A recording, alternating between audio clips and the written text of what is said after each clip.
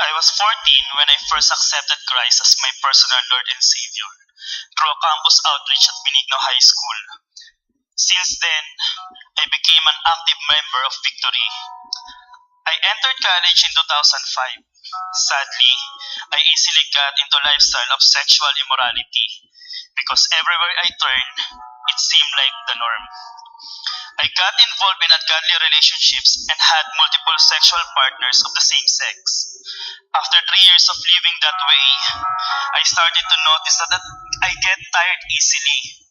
I immediately suspected it had something to do with my lifestyle of promiscuity. So on September 11, 2008, I decided to have myself checked at the Manila Health Department. Fear, anxiety, and guilt started to set in.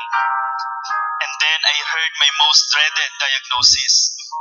I was HIV positive. It felt like the end of the world. I was devastated.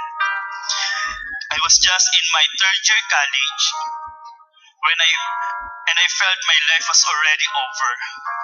I knew once a person was found HIV, he is positive for life. I contemplated on ending my life because what was the point of living? But I couldn't bear the guilt of that as well. So instead, for the next 3 years, I poured my life on the work in the hopes of forgetting my sickness. However, several symptoms started to appear.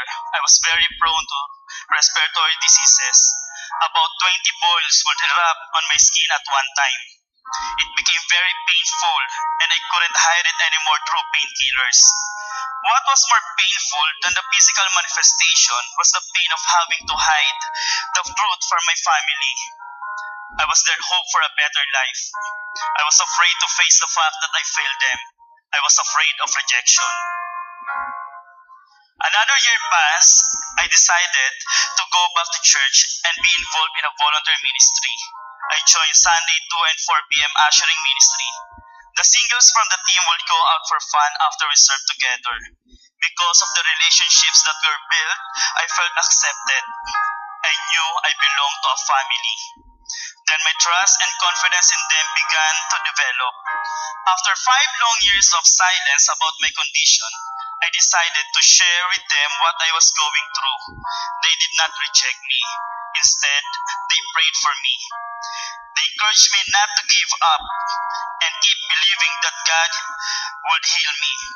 Even at the back of my mind, it was impossible for my condition to get reversed. Their faith increased my faith to believe God for miracle. Their faith in God was so strong that they encouraged me to have myself tested again. On my own, I was hesitant to do it. I did not want to hear another disappointing news. But on February 4, 2013, they took me to RITM Manila to have myself tested. Before the results came out, I prayed to God and asked for His grace to accept whatever the results may be. I promised myself that I was going to cooperate with the doctors for proper medication. I had already wasted 5 years of not getting the treatment that I needed. Even I had a year or two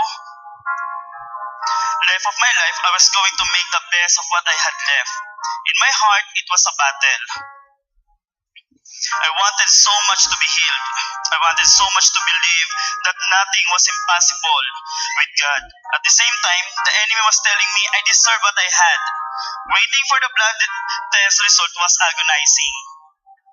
Finally, when the results was handed to me, I couldn't believe what I read. The results came out negative for syphilis.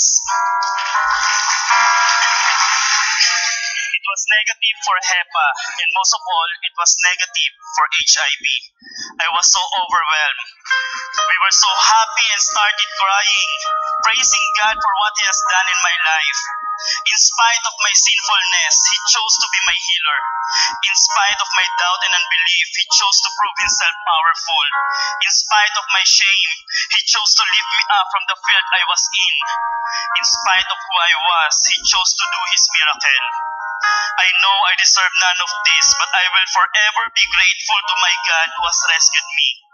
I'm Jaime Cabrera, and God promised me in Jeremiah 29 verse 11 that He has great plans for me. He will not harm me. His plans are to give me hope and a future. Believe He has the same for you. Today, I am a committed follower of Jesus, and I will give the rest of my life to bring Him honor and glory.